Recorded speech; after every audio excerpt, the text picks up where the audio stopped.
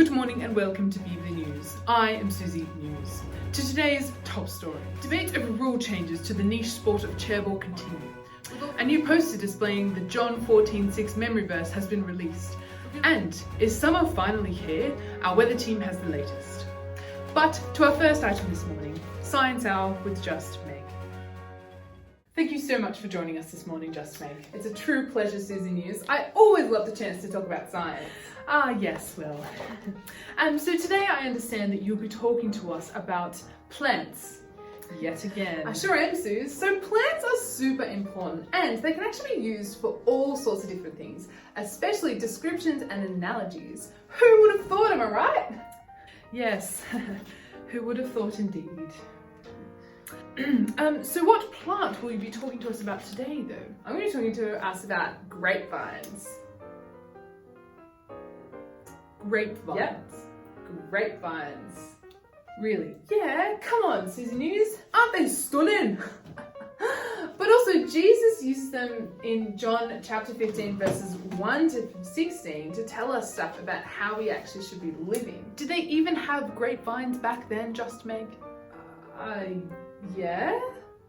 Where do you think they got their drinks from? Palm trees?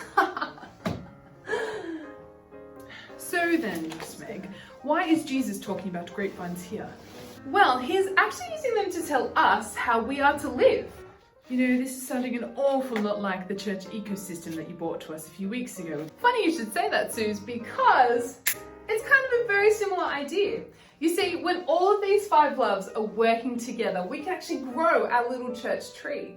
And when we follow the things that Jesus tells us to do in these verses, but also in the rest of the Bible, we too can be fruitful Christians.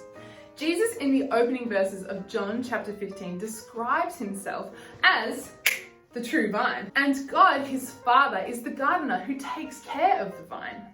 And from Jesus, who is in this section, this part of the vine, this specific part, a bunch of branches stem off him. Who do you think, Susie News, might be the branches he's talking about? Other people who believe in Jesus, perhaps? Spot on, Suze. They are us, people who believe and trust in Jesus. And in verse 2, Jesus says, "The Father cuts away every branch of mine that doesn't produce fruit, but he trims and cleans every branch that does produce fruit, so that it will produce even more fruit." But just why would you want to cut away branches? Don't you think that would ruin the vine? Well, you might think so, but there's actually 2 reasons that God, the gardener, does this. The first is to remove the branches that are no longer producing fruit, or people who actually no longer believe in Jesus.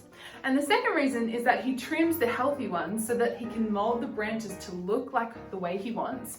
But also in doing this, he actually makes space for even more fruit to grow. So the process of pruning is actually a good thing for the plants. Yeah, but for us to be fruitful, we actually need to stay connected to Jesus. He says in verse 5, "I am the vine and you are the branches. If you stay joined to me and I stay joined to you, then you will produce lots of fruit, but you can't do anything without me." So we need Jesus and we need to stay connected to him through his word, the Bible, and through the things that he teaches us, like loving other people, how he has loved them. And Jesus ultimately showed love for others by dying for them on the cross.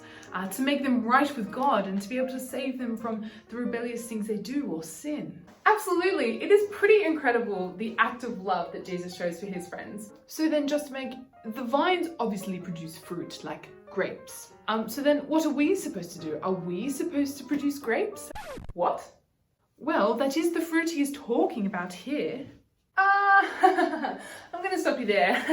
We aren't actually going to produce actual grapes, but the fruit that Jesus is actually talking about here are the characteristics that we have, like having faith in him and loving him and others before ourselves. Sometimes these actually get called in the Bible the fruits of the Spirit, but these are things that can make us more like Jesus. And the Holy Spirit, who is inside of us, helps us to actually grow these traits. Wow, that is definitely not what I expected, Just Meg. It's so interesting. So then, should we be aiming to be fruitful branches by trusting in Jesus? By learning from him and trying to live our lives like he did? Exactly. We all should be working to do this, to be more like our friend, Jesus and to stay connected to His vine. Thank you so much for joining us on the program, Just Meg. That was Science Hour with Just Meg.